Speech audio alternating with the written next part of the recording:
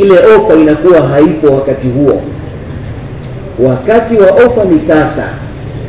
Sasa ofa ipo, tena ipo kubwa mno. Tena Mwenyezi Mungu sasa kwa nia yako tu aweza akakubadilisha. Ma baina ghamdati ainin wa intibahiha yuqallibu Allahu min halin ila hal.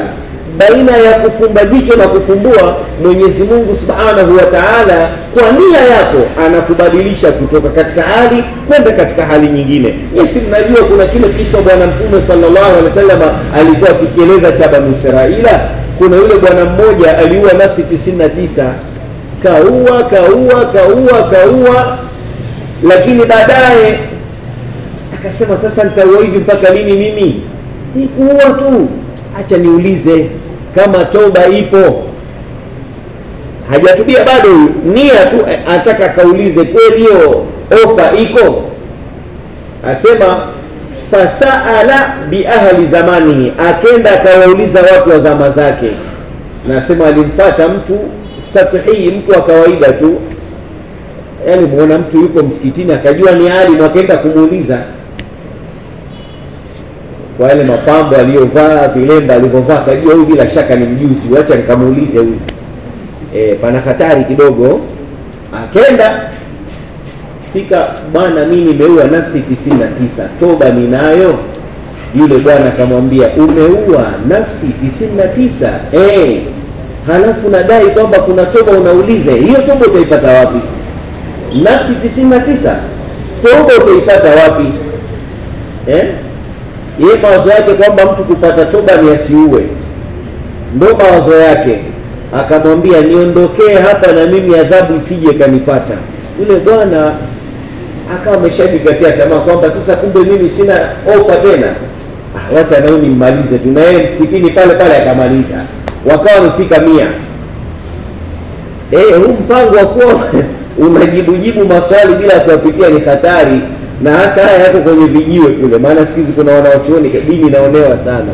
Dunia mpaka watu wasome, lakini dini maskini inaonewa sana, inaonewa kweli kweli. Kule wana mamufti wao, wana makavu yao kule yeye anamaliza kila kitu kule. Hawana haja kuja msikitini wakamtafuta shehe wakamuuliza, kule wanamaliza wenyewe. Lakini huyu bwana akakaa akafikiria, hakuna kitu kizuri kama kufikiria. Akasema mimi sasa nimekuja nataka kutubia, kisha naua tena. Akasema katika watu ajabu hakuna kama mimi mtu ajabu sana. Mimi nimekuja nataka kutubia, kisha naua. Akasema wacha nikamuulize mwana wa chuoni, wacha nende nikamuulize mwana wa chuoni. Unajua mwana wa chuoni huwa na majibu ya akili sana, akili mno. Yule kuna mfalme mmoja aliota meno yake yote yametoka yote. Akaenda kumuuliza mtu, akamfuata akamuuliza, bwana mimi nimeota meno yangu yote yametoka, vipi hukumu yake? Akasema ndugu zako wote watakufa, utabakia wewe. Mfalme akakasirika sana, sasa nikikosa ndugu itakuwa na raha gani dunia? Akamuua. Ndoto ile akaenda akamuuliza mwana wa chuoni, bwana mimi nimeota meno yangu yote yametoka, vipi tawili yake? Akamwambia tawili yake, wewe una umri mrefu kweli kweli kuliko ndugu zako. Jibu lile kwamba ndugu zako wote watakufa, utabakia. Lakini namna ya kujibu tu kwamba wewe una umri mrefu zaidi kuliko ndugu zako.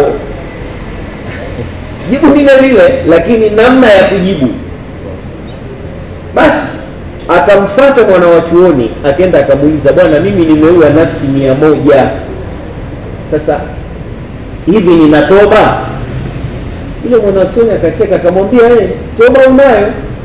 Wa man yahulu bainaka wa bainaha illa Allah, nani anazuia kati yako wewe na Mwenyezi Mungu na toba isipokuwa Mwenyezi Mungu? Akamwambia tu ile ardhi unayokaa ni mbaya, ile katika mji unaokaa wewe ni mji wa watu ambao kwamba hawana mpango na Mungu. Sasa toka katika huo mji, nenda katafute mji wa watu wema wanaokaa, ukae pale ufanye ibada pale, toba yako itakubaliwa. Sasa unakaa na watu wanabeti, ukafikiri pana salama hapo. Salama ngumu hapo. ngumu. Sisemi hivyo kahame, sio. Mimi nakupa mfano tu, na mfano ni kheri utamani kufa katika sehemu za watu wema, kheri sana. Angalia kisa cha huyu bwana. Huyu bwana kweli baada ya ushauri ule akatoka, fungasha mizigo yake, anafunga safari kwenda katika mji mwingine, kwamba pale anapokaa hapafai.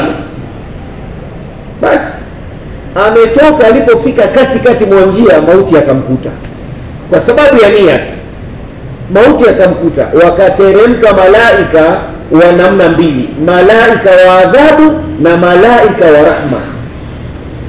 Malaika wa adhabu wanasema kwamba hapana, huyu alikuwa kweli katia nia kutubia, lakini hajatubia bado. Alikuwa ndio safari anaanza kwenda kufika kutubia, hajatubia huyu. Malaika wa rahma wanasema hapana, kwa nia yake huyu, kwa nia yake alikuwa tayari ashaachana na ule mpango wa madhambi, kaachana nao. Ili kutatua mzozo ule, Mwenyezi Mungu akamtuma malaika mwingine. Malaika akaenda kwa sura kama za kibinadamu tu, kama mpita njia tu. Wale mabwana akasema, bwana wewe tumekuona bwana, njoo tuhukumie hapa. Malaika wale wanamuita mwenzao, njoo tuhukumie, kuna nini? Akasema, hapa bwana kuna huyu mtu kaua nafsi 100 na alikuwa ndio anatoka kwenda kutubia, hajafika kule kwenye kutubia. Akamwambia, nyinyi msigombane, pimeni. Ikiwa kule anakotoka ni karibu zaidi, atakuwa bado hajatoka huyu, bado hajatubia. Ikiwa kule anakokwenda ni karibu zaidi na anakotoka, katubia. Basi wale malaika wakapima, ikaonekana kule anakokwenda ni karibu zaidi kuliko anakotoka, akawa ni katika watu wema. Bali katika riwaya nyingine wanasema kwamba Mwenyezi Mungu aliamrisha hii ardhi, akaiambia sogea mbele kidogo, kwa sababu ya nia yake, sogea mbele kidogo ili huyu apate kunusurika. Sasa ofa hiyo ipo, lakini pale mtu atakapokuwa kafariki na yeye bado hajajiandaa, kuna hatari inakuwa kidogo ipo. Sasa leo, aya za leo, Mwenyezi Mungu Subhanahu wa Ta'ala atuambia kwamba baada ya kuwa jana ametuambia kwamba fawarabbika, basi na apa kwa Mola wako, Mola mwenye ufalme, Mola mwenye uwezo, la nahshurannahum, wallahi tutawafufua wao, tutawakusanya wao. Watu gani? Wale wenye kupinga kufufuliwa. Wajua tutawakusanya, tutawafufua. Tena haula jahannama, pembezoni mwa moto wa Jahannam, yani nje yake, jithiyan, hali ya kuwa ni wenye kupiga magoti. Kisha Mwenyezi Mungu akasema tena, thumma lananzi'anna min kulli shi'atin, kisha tutawatoa min kulli shi'atin, kutokana na kila umma, kutokana na kila kikundi, miongoni mwao ayyuhum ashaddu ala arrahmani itiya, ambao kwamba wao ni mkali zaidi kwa Mwenyezi Mungu. Itiya ni ujeuri, tutamtoa tumuonyeshe. Maana kwamba yule ambaye kwamba yeye alikuwa hafutaki sana Mungu, yeye tutamtoa. Wale wema kidogo wenye imani zao watapita. Wajua katika moto wa Jahannam, hata katika ile miaka iliyosemekana 1000 sana, sio watu wote watakaa 1000 sana. Kila mmoja atakaa kwa kadiri ya amali yake. Ile siku ataiona urefu wake kwa kadiri ya amali yake. Ile matendo yake mema kidogo ataiona, haitokuwa ndefu vile ka 1000 sanatin mimma, ile siku moja kuwa miaka 1000 ni kwa wale makufari, ndio itakuwa nzito vile. Lakini wale ambao kwamba imani iko, itakafifishwa. Sasa leo ndio tutaja kuambiwa, thumma kisha la nahnu, wallahi sisi, a'lamu billadhina, tunawajua, ni wajuzi zaidi ambao kwamba hum wao, aula, ni wabora zaidi, ni wenye kustahiki zaidi, biha, kwa huo moto, suliyan, kuingia, kuteketea. Sisi tunawajua zaidi, tutaanza na wao. Wale ambao kwamba wao ni wakakamavu, hawana mpango wa kumsujudia Mwenyezi Mungu, hawataki kumwamini Mwenyezi Mungu Subhanahu wa Ta'ala, hao ndio wataanzwa. Japokuwa riwaya hii tuone inakinzana na ile ya kule ya pale Bwana Mtume sallallahu alaihi wasallam aliposema kwamba ashaddu an-nasi adhaban yawm al-qiyamati alimun lam yanfa'ahu Allahu bi'ilmihi.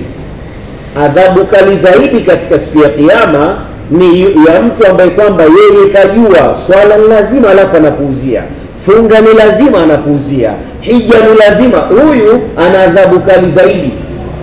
Tena ikaja katika riwaya nyingine kwamba wataanza wao kutiwa motoni. Wale watasema ayubda'u bina qabla abadatil asnami, je, tunaanzwa sisi kutiwa motoni kabla wenye kuabudu masanamu? Itatoka jawabu tuambiwa kwamba laisa man ya'lamu kama la ya'lamu, hakuwa kabisa yule ambaye kwamba anajua ni kama mfano wa yule asiyojua. Yule asiyojua kidogo ana ofa ya kusameheka, lakini hii itakuwa ni katika upande wa watu ambao kwamba wenye imani. Ama yule ambaye hana imani, yeye mujarrad wa kufa na moto kabisa, mujarrad wa kufa na moto. Ama yule mwenye imani, yeye itakuwa ni hivyo. Nyinyi mnajua mfano leo tumekuwa watu sisi, mume ndio anajikaza unaswali, lakini mke atangu muamrishi kabisa, muamrishi kabisa, wala watoto waamrishi kabisa, lakini wakiacha kwenda tuition unakuwa mkali kweli. Jicho linakutoka utafikiri malakul mauti, natoa gharama zangu mimi, natoa nini, natupa. Watakushtaki mbele ya Mwenyezi Mungu, umepimwa sawa sawa, umepimwa matendo yako yako sawa, swala ni sawa sawa, funga ni sawa sawa, nini, lakini itakuja mushkili ukiwa wewe sasa ndio unakwenda zako peponi. Mtoto atasema ya Rabbi, anakwenda wapi huyu?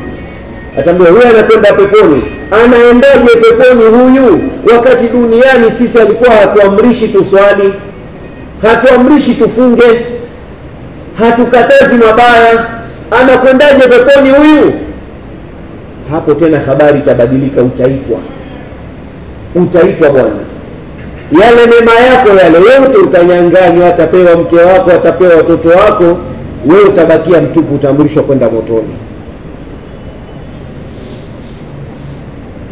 Kwa Muislamu adhabu yake ni hiyo. Sasa kule motoni, yeye mwenye imani katika watu wa tauhid wanasema kwamba hatokaa milele.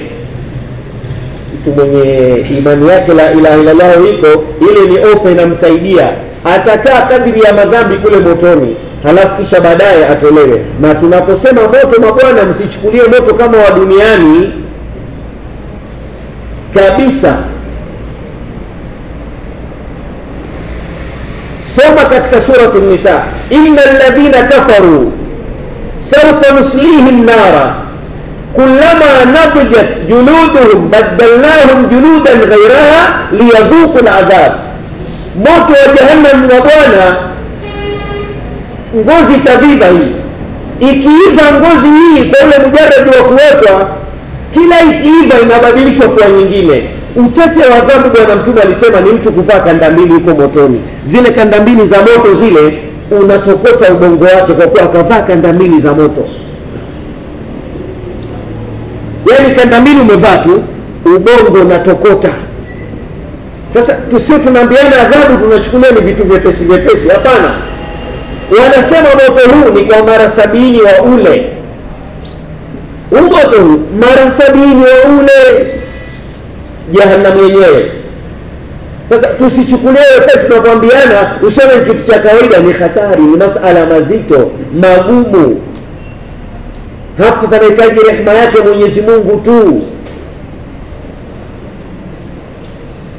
Basi sasa hapa ndio Mola Subhanahu wa Ta'ala asema thumma kisha la nahnu, wallahi sisi a'lamu billadhina, ni wajuzi zaidi wa ambao kwamba hum wao aula biha, ni wabora zaidi, wenye kustahiki zaidi, biha, kwa huo moto, silia, kuingia, kuteketea, tutaanza na wao.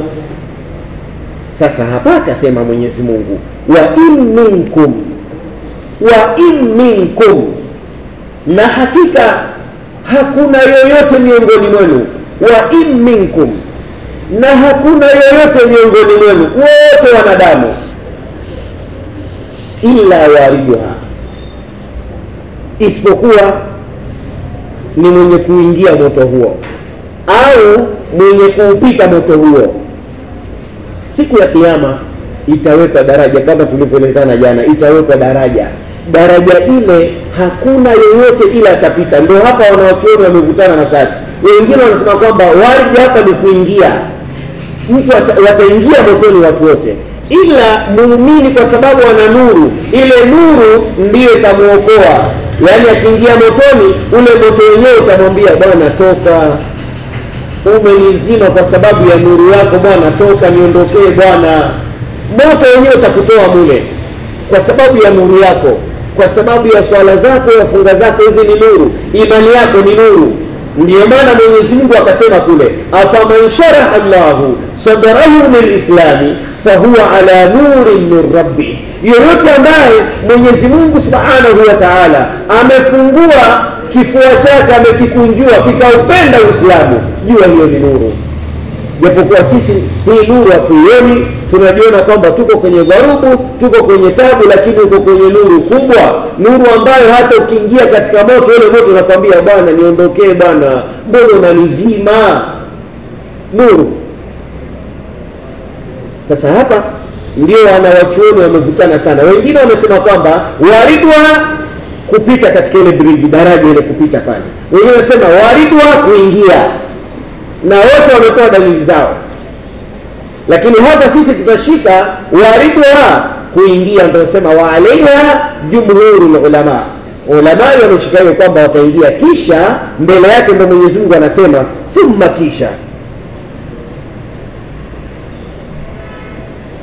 kisha nunaji alladhina amanu, tutawaokoa.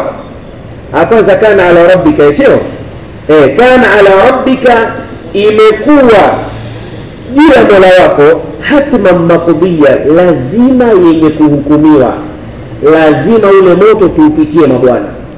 Kisha mtu amali zake ndio zitamuokoa hapo, amali zake mtu ndio zitamuokoa katika ile daraja ya moto wa jahannam pale. Kila mmoja zitamuokoa amali zake. Kuna atakayepita kwa kutambaa, kuna atakayepita kama upepo, kuna atakayepita kama bariki, ile pepe ya mvua ile, atapita mtu kwa matendo yake. Kila mmoja kwa namna yake, kila mmoja kwa namna yake. Kisha Mwenyezi Mungu Subhanahu wa Ta'ala anasema thumma kisha nunaji alladhina taqaw, tutawaokoa wale ambao kwamba wamemcha Mwenyezi Mungu Subhanahu wa Ta'ala. Alladhina taqaw, ambao kwamba wamemcha Mwenyezi Mungu, yani wamejikinga na shirki na ukafiri, tutawaokoa kwenye huo moto. Wa nadharu dhalimina, tutawaacha wale waliozidhulumu nafsi zao, tutawaacha humo walizidhulumu nafsi zao kwa shirki, kwa ukafiri. Fiha, katika huo moto wa jahannam, jithiya, hali ya kuwa ni wenye kupiga magoti. Tutawaacha humo, maana kwamba yule ambaye matendo yake atakuwa ni mema na ni muumini atavuka, yule ambaye atakuwa mkafiri yeye atadumbukia humo. Ndo salamu kisha imekwisha, ndo habari yake imekwisha huyo.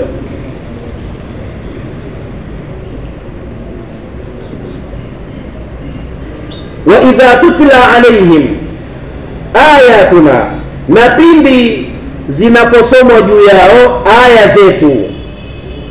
Mwenyezi Mungu Subhanahu wa Ta'ala anasema pindi zinaposomwa juu yao aya zetu katika Al-Qur'anul Karim, tena bayinatin, zenye kuwa wazi kabisa, hali ya kuwa zenye kuweka wazi kila kitu. Qala alladhina kafaru, hapo husema wale ambao kwamba wamekufuru, lilladhina amanu, kuwaambia ambao kwamba wameamini. Yani kwamba hapa anatolea hikaya ya Bwana Mtume Muhammad sallallahu alaihi wasallam baada ya kuwa ameteremshiwa Qur'ani, halafu akawa anazisoma. Wale makufari wakizisikia hizo aya wanawakejeli waumini, na ndio mpaka leo hiyo. Hiyo iko mpaka leo.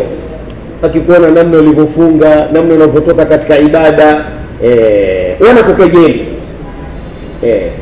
innal ladhina ajramu kanu minal ladhina amanu yadhakun, hakika wale ambao kwamba ajramu ni waovu, wamekuwa ni waovu, kanu walikuwa kule duniani, minal ladhina amanu, kutokana na wale ambao kwamba wameamini, yadhakuna, wanawacheka jinsi ulivyo unavyotembea mwenyewe, sema na bado ni mtihani ya duniani iliyoko ikusumbuliwa kwa sababu ya imani, wanasema na bado. Wa idha marru bihim yataghamazuna, na wanapowapitia wanakonyezana kwa kope kuwasengenya. Wanaonyeshana vipi? Bado watakwisha, tuna bado utawamaliza. Sasa siku ya kiyama, falyawma alladhina amanu minal kufari yadhakun, leo walioamini watawacheka makufari na nyinyi mtawacheka siku hiyo. Tena alal araik, bwana, mko katika masofa mmekaa, yainduruna, mnawaangalia wanavyoteketea. Jawabu likaja, hal thuwiba al-kuffaru ma kanu yafaluna, je, walipata thawabu, malipo mazuri makufari kwa wale ambao kwamba walikuwa wanayafanya? Ndio jibu hilo. Sasa hapa ndio tunaashiria hikaya hiyo. Wa idha tutla alaihim ayatuna, na pindi zinaposomwa juu yao aya zetu katika al-Qur'an al-Karim, bayinatin, tena hali ya kuwa ni zenye kuweka wazi, qala alladhina kafaru, husema wale ambao kwamba wamekufuru, lilladhina amanu, kuwaambia wale ambao kwamba wameamini, ayyul fariqaini, ni kipi cha vikundi viwili, ni kipi cha vikosi viwili, yani sisi au nyinyi waumini, khairum maqaman, ni kizuri zaidi, ki maqaman hapa maskanan, manzilan, ni kipi kikundi kizuri zaidi, ki makazi, ki maangalizi, ki majengo, ki magari, ki nini, ni kipi? Wanauliza. Tena wa ahsanu nadiyan, na ni kizuri zaidi kibaraza, kimakazi, kimapumziko, ni kipi? Yani wale makufari walikuwauliza waumini kama kuwafanyia istihzai, kama kuwa kejeli, yani kwamba walipokuwa wao wakisomewa al-Qur'an al-Karim, basi wale makufari wale, yani matajiri wenye nafasi zao, baada ya kuwa wanakosa hoja za kupingana na Qur'an, wanakosa namna gani watajibu Qur'an, majawabu yao ilikuwa ni kuwakejeli waumini. Tena wanawaambia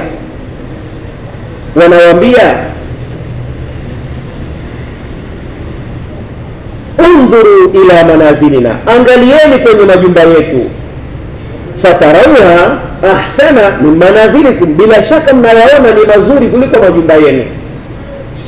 Na hii kwa mpaka leo. Na wanawaambia wandhuru ila majalisina, hebu angalieni majumba yetu tunaoishi nayo, vikao vyetu tunavyokaa, katika mapumziko yetu tunayopumzika, bila shaka fatarauha ahsana min majalisikum, bila shaka mnayaona mabaraza yetu ni mazuri kuliko mabaraza yenu. Kwa sababu gani? Najlisu fi sadri majlis. Sasa kama tulivyoangamiza wao kwa sababu ya ukafiri wao, nuhuliku haulai, pia hawa tutawaangamiza. Kisha Mwenyezi Mungu akamwambia Bwana Mtume Muhammad sallallahu alaihi wasallam awaambie wao, ambie kul, sema ewe Mtume Muhammad sallallahu alaihi wasallam, kuambia wao, man kana fi dhalalati, yoyote ambaye kwamba amekuwa katika upotevu, falyamdud lahu arrahmanu madda, basi amsaidie yeye mrehemevu mno kumsaidia. Hii ni fi'li imekuja kwa amri, lakini sigha yake imekuja kwa sigha ya mudhari, kwa habari. Imekuja kwa inshai hapa, lakini unaitafsiri kihabari. Kwa sababu gani? Kwa sababu hapa Mwenyezi Mungu Subhanahu wa Ta'ala anaashiria kuwapa muda wale makafiri, kwamba yote ambaye kwamba atakuwa katika ukafiri, Mwenyezi Mungu atampa pasi. Kumpa pasi maana yake kumpa muda. Ndio falyamdid lahu arrahmanu madda, basi najue kwamba Mwenyezi Mungu anampa nafasi, anampa muda, ili baadaye atakapokuja kumkamata amkamate vizuri. haya mnayoona leo duniani haya, kwamba wanabaki kujadili, wanasema mkiwa mnasema dini yenu ni ya kweli, mbona mnaadhibiwa na nusura mpati? Mbona kuna tabu? Mbona kuna shida? Mbona kuna kadha? Mwenyezi Mungu anatujibia kwamba Mwenyezi Mungu anawapa nini? Nafasi nyinyi, ili mzidi kupotea. Hii ndio kaida tuishike. Ikiwa mtu hamwamini Allah subhanahu wa ta'ala na mambo yake yanakuwa, jua anazidi kupotezwa. Ndio kanuni, ndio kanuni. Katika sura Al-Humza zinasema nini? Famahilil kafirina amhilhum ruwaida. Wape nafasi wao, na mimi ninawapa tu ili wazidi kupotea. Sasa msije mkajikatia tamaa mkajiona kwamba mbona mambo ile ni wao wanapewa hapa ili ikifika kula akhera hakuna kitu. Wao wanaitakidi kwamba wanafanya, lakini amali zao ni batil.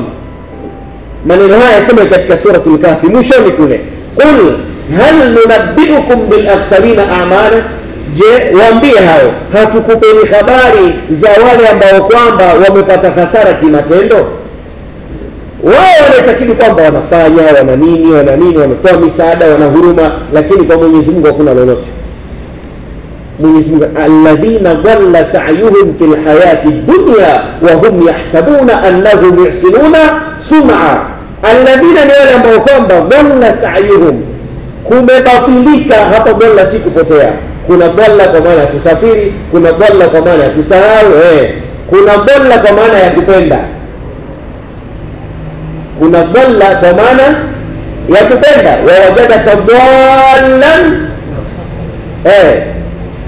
pale si kwamba mtume alikuwa akapotea, alimkuta bwana mtume amezama katika kumpenda Allah subhanahu wa ta'ala. Fahada, kisha mbele angalia utamu wa lugha. Fahada, hada ni fili, ni mutaaddi ataka mafuulu. Fahada mafuulu imeondoshwa, fahada nasa ilaika, sio fahadaka. Fahada nasa ilaika.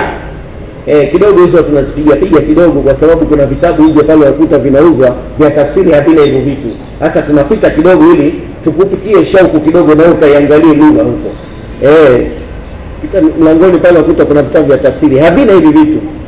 Sasa dhalla ni wale ambao kwamba dhalla sa'yuhum, kumebatilika kwenda mbio kwao, juhudi zao, bidii zao. Wanaita mashirika leo wanasaidia kitu fulani, si kuna mpango fulani, japokuwa nasikia yule bwana amefuta yule aliingia, sasa nasikia amefuta kote, amesema yeye hataki misaada ya amefutilia mbali.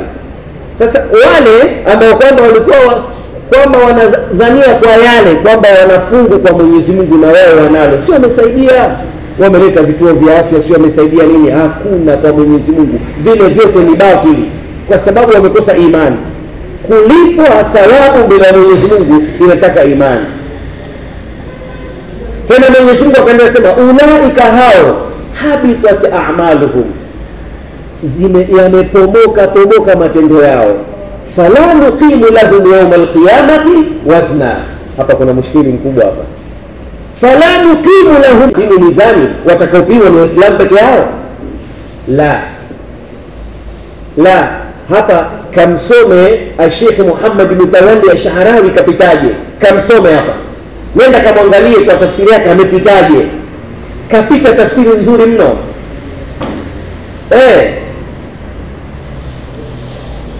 Fala nuqimu lahum yawm al-qiyamati wazna, hatutowasimamishia wao mizani ya kuwafaa siku ya kiyama. Bal nuqimu alayhim yawm al-qiyamati wazna, tutawasimamishia mizani ya kuangamiza siku ya kiyama. Ndio tafsiri nzuri. Sasa hii ndio tafsiri yao watakaoipata wao, mtu ambaye kwamba yeye atakuwa ameenda kinyume na imani aliyoweka Mwenyezi Mungu Subhanahu wa Ta'ala, aweze kunufaika. Akienda kinyume atayapata haya siku ya kiyama. Riya ni mandharan, maangalizi.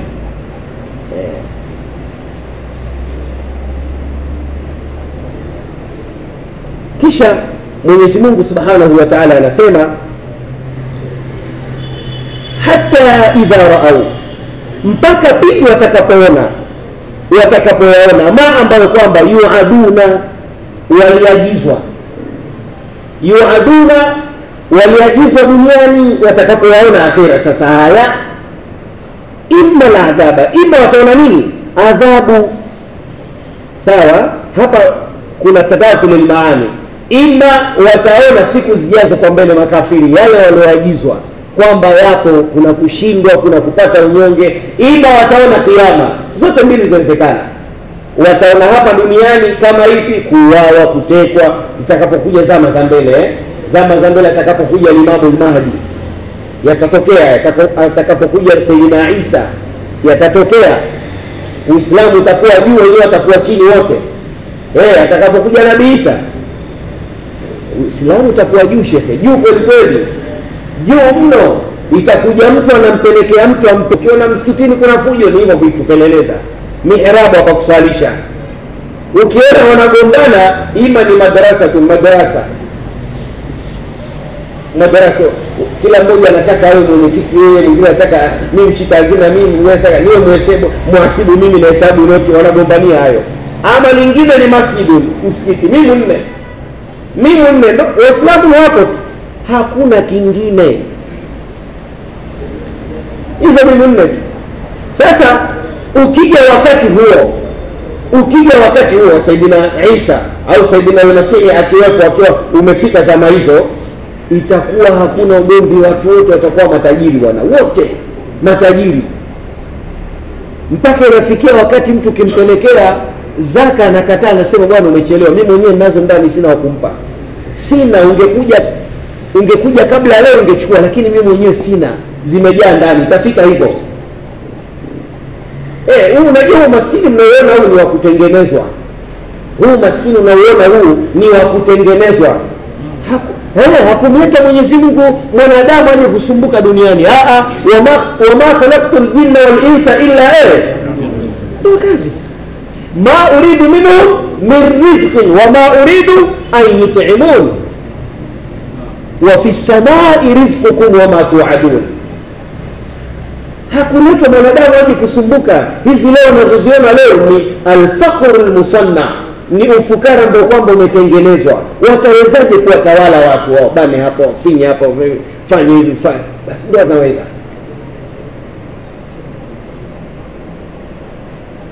Mfano mdogo uchukue kwa yule nani, Ibrahim Traore, sio? Yule wanasema sasa hivi hadai na deni. Hadai. Hata mimi hadai yule. Lakini hebu peleleza namna anavyowingwa kuuawa. Hebu peleleza uone. Nini? Kwa sababu anataka watu waambie ufukara hauko duniani. Sasa hiyo ndio kanuni. Ili tumeishi leo ni ufukara huko tu wa kutengenezwa. Lakini insha Allah utakuja uondoke.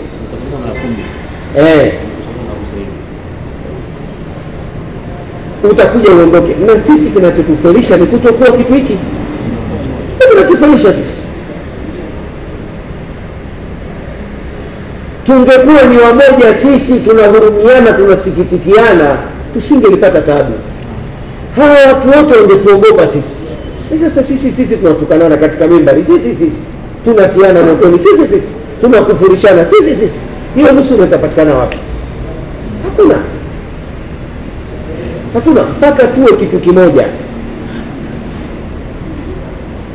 Tuwe kitu kimoja, tuheshimiane kweli, tupendane kweli, tuhurumiane kweli, tusaidiane kweli, ndio tuweza kufaulu.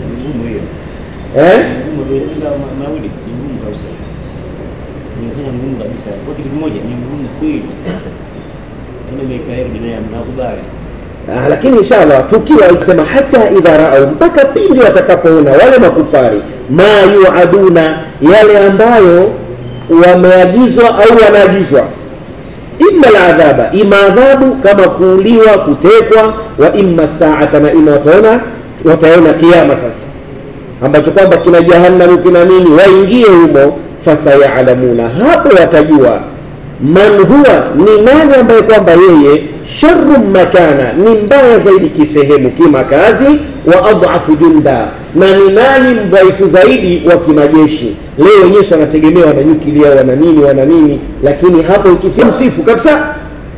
Bali wanawachuoni wanasema ikiwa hata huwezi, chukua hata kitabu cha hadithi za Mtume, kinakuwa ndani. Qur'ani iko na hadithi za Mtume ziweko ndani. Usikusanye vitabu vingine tu. Maneno ya mtume yaweko. Yani wewe soma, hata kama tafsiri hujui, shika hadithi soma tu. Hata kama tafsiri hujui, kama ambavyo namna Qur'an hujui tafsiri yake, lakini wewe isome tu. Isome. Utapata faida. Wale wazee wetu walikuwa wanaishi na Ayatul Kursi hapa. Hajui kuisoma wala nini, lakini yeye ana yakini, huyo humbandui shekhe. Ana yakini huyo, hajui tafsiri wala kuisoma hajui. Anayo hapa, kaweka mfukoni hapa, mwenyewe anakwenda zake shambani, anayo hapa. Na anaipenda huyo. Niambie kinachofuatia kwa shamba lake Sheikh Alidodi. Kwa ile imani yake tu kwamba yeye mfukoni ana Ayatul Kursi na ana Yasini. Shamba lake Sheikh, mavuno yake sikwambii. Leo vipi? Mnaweka mbolea, mnaweka na nini, bado mazao yanakauka. Imani.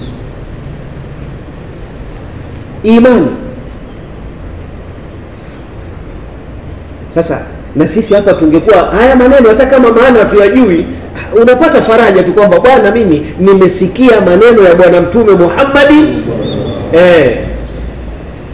Na elimu inavyoendelea, wanasema kwamba wanataka walete kifaa ambacho kwamba kitazi nasa hizi. Unajua hizi sauti haziendi zikapotea, zipo hizi sauti, zipo. Sasa wanasema wanavyoendelea, wanataka walete kifaa ambacho kwamba kitarudisha sauti zote. Watatusaidia sana, maana tunamsikia wenyewe Bwana Mtume Muhammad. Unakaa tunamsikia, itatusaidia sisi walete. Ikiwa itafaulu, lakini kwa sababu wa mautitu min alilmi illa, ikiwa itafaulu. Wao katika majaribio hayo kwamba hizi sauti hizi hazimaliziki, zikienda zipo. Sasa wanataka walete kifaa, wazidukue, zije tuzisikilize. Watatusaidia. Utakuwa mwenyewe unakaa ndani, basi unamsikia mwenyewe Bwana Mtume Muhammad, unamsikiliza mwenyewe, unatamatai. Basi wako katika majaribio hayo, ikiwa watafaulu. Lakini basi anasema khatabana Rasulullah sallallahu alayhi wa alihi wa sallama, alituhutubia sisi Bwana Mtume Muhammad sallallahu. Faqala, mtume akasema, ya ayuhan nasu, enyi watu, inna Allaha, hakika ya Mwenyezi Mungu. Sema naam, kwa sababu mtume kanuni yake ilikuwa ni kuwahurumia umma. Alikuwa hapendi mtume kuwafaradhia mambo mengi umma, kwa sababu anajua watachoka. Hata mswaki huu mtume asema, lau nisingeliona uzito katika umati wangu, ningeliwafaradhia wapige mswaki kwenye kila swala. Umuhimu wa mswaki, faida ya mswaki, ubora wa mswaki. Huu mswaki huu nisingeona tabu, ningeliwafaradhia. Mswaki unamkimbiza shaitani. Mswaki ukipiga mswaki, shaitani anakusogelea, anakimbia. Mswaki huu wote, lakini ukipata wa mti ni vizuri zaidi.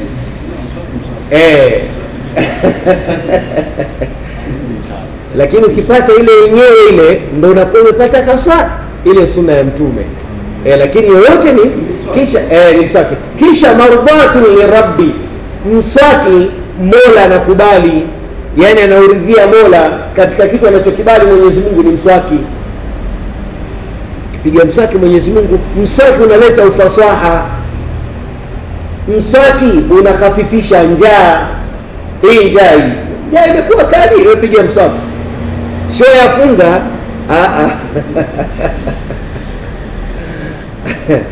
Hii yafunga, njaa yake ni ibada. Hii njaa hii ni ibada kabisa. Sasa nikhafifishe njaa bwana, yafunge, imekuwa nzito napiga. Wewe iache kukamue tu. Sumewaza njaa, iache kukamue, ndio ibada yenyewe. Basi Bwana Mtume sallallahu alaihi wasallam alikuwa anahurumia hivyo, kama hapa. Sio kila mwaka, ni mwaka kwa mwaka mara hii. Basi zile zingine ukenda zinakuwa ni sunna kwako. Ni sunna zile. Faradhi ni moja tu. Sasa hii ndio katika huruma ya bwana mtume, kama ambavyo bwana mtume alivyotuhurumia katika tarawih. Hivi ndio ingekuwa tarawih lazima zama hizi ingekuwaje? Maana zama hizi kila mmoja ana dharura, kila mmoja ana dharura. Hivi ndio ingekuwa faradhi, ingekuwaje?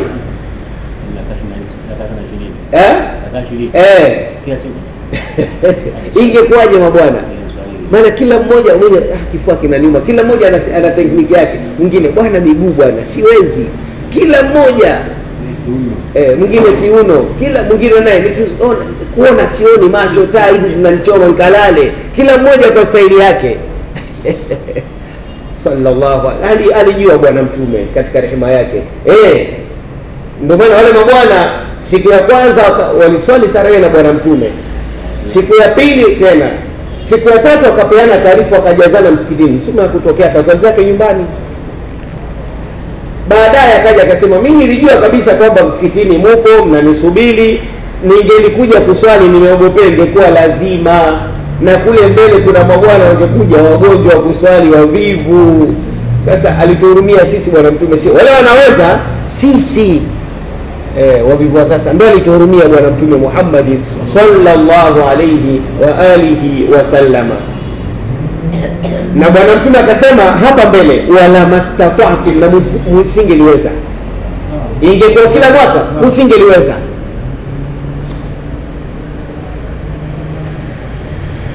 Msingeliweza.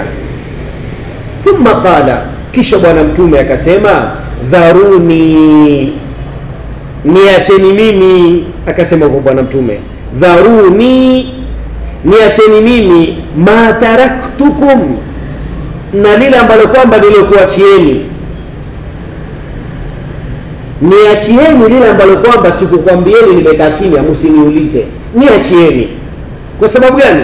Fa innama halaka man kana qablakum, basi kikasi linginelo waliangamia wale ambao kwamba walikuwa kabla yenu, yani Mayahudi na Manaswara, waliangamia bikathrati sualihim, kwa wingi wa kuuliza kwao maswali ambayo kwamba hayana faida. Chukulia kile kisa cha ng'ombe tu, suratul Baqara ile. Inna Allaha ya'murukum an tadhbahu baqara, chinjeni. Mala unuha, rangi gani tumchinje? Sawa, rangi gani? Mzee, kijana? Sasa wakajibebesha wenyewe maswali mengi. Sasa ikawa mpaka atafute ng'ombe wa njano, tena njano yenyewe loviva, tena si amefanya kazi, awanu baina dhalika, wakati na kati, ikawa mtihani mkubwa. Chinja ng'ombe, chinjeni tu basi kiasi mwezacho.